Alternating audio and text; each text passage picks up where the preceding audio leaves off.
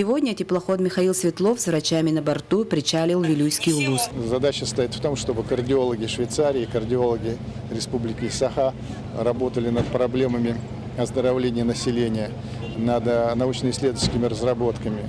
И я думаю, что это большое интересное начинание.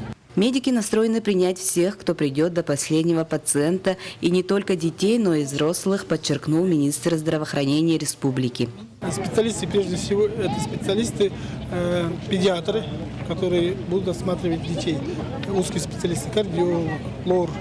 И есть также взрослые специалисты, которые будут смотреть наших пациентов по кардиологии и по неврологии.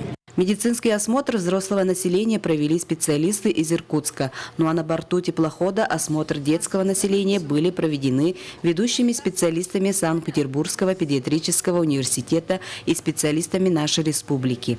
Ваша область эндемичная по заболеванию щитовидной железы в связи с дефицитом йода. Поэтому в основном и у детей, и у взрослых заболевание щитовидной железы ЗОП. Не токсический, диффузный.